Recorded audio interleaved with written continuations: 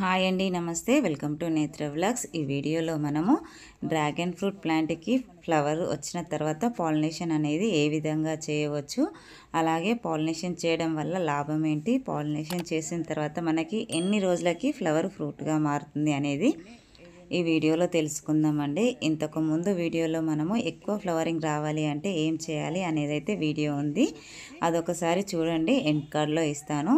ఇక్కడ చూసారు కదా, ఫ్లవర్ ఎంత బాగా విచ్చుకుందో చూడడానికి అయితే చాలా బాగుంది కదా. ఇంకా బర్డ్స్ అయితే చాలా ఉన్నాయి. ముందుగా మన ఛానల్ని ఎవరైనా కొత్తగా చూస్తున్నట్లయితే ప్లీజ్ లైక్ చేయండి, షేర్ చేయండి, ఛానల్ని సబ్స్క్రైబ్ చేసుకోండి. అలాగే వీడియో స్కిప్ చేయకుండా చివరి వరకు చూస్తే మనము ఏ విధంగా చేస్తున్నాం అనేది అయితే అర్థమవుతుందండి. ఈరోజైతే ఒక్క ఫ్లవర్ విచ్చుకుంది. ఇక్కడ చూసారు కదా, చుట్టూ ఉన్నదాన్ని అయితే పాలిన్ అంటారండి. ముందుకు ఫ్లవర్ లాగా ఉంది కదా, దాన్ని స్టిగ్మా అంటారు. ఈ పాలిన్ తీసి మనకి స్టిగ్మాకి అప్లై చేసుకోవడమే అండి. అలా అప్లై చేయడం వల్ల పాలినేషన్ అవుతుంది. నార్మల్గా అయితే పాలినేషన్ అవుతుంది, కానీ ఒక్కొక్క టైంలో చెప్పలేమండి పాలినేషన్ అవుతుందా లేదా అనేది. ఈ ఫ్లవర్ అనేది నైట్ విచ్చుకుంటుంది కదా, అప్పుడే పాలినేషన్ అయితే చేసేయండి.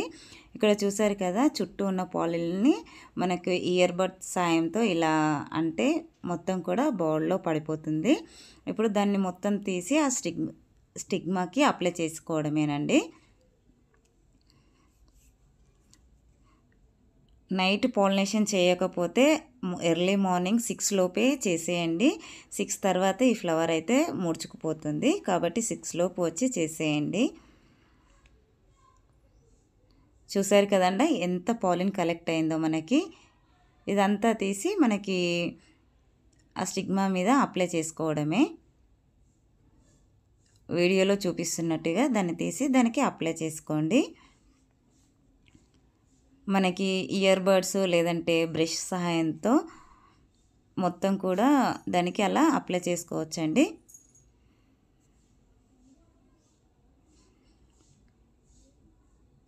మనము అలాగా ఇయర్ బడ్స్ లేకుండా ఇట్లా డైరెక్ట్ ఫ్లవర్ని అలా అనడం వల్ల కూడా మొత్తం పాలిన్ అనేది బౌల్లోకి వచ్చేస్తుందండి. ఇలాగ మొత్తం కూడా దానికి పాలిన్ అనేది స్టిగ్మాకి అప్లై చేసుకోవాలి.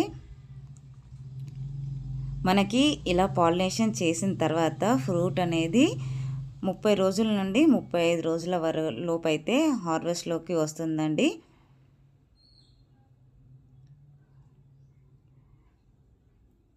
చూస్తున్నారు కదా, ఇలా మొత్తము మనకున్న పాలిన్ అంతా కూడా దానికి అప్లై చేయాలి.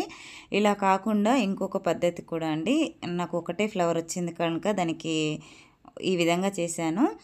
ఇంకోటి ఏంటంటే, మనకి పాలిన్ని మొత్తం కట్ చేసి ఆ స్టిగ్మా మీద పెట్టేస్తే మనకి ఫ్లవరు ముడుచుకుంటుందండి, దాన్ని అలాగే ఉండిపోతుంది. ఇక్కడ చూసారు కదా, మొన్న నైట్ అయితే ఆ ఫ్లవర్ వచ్చిందండి, దాన్ని పాలినేషన్ అయితే చేసేసాను. ఇక్కడ అది కాకుండా ఇంకా చాలా ఫ్లవర్స్ అయితే వచ్చాయండి.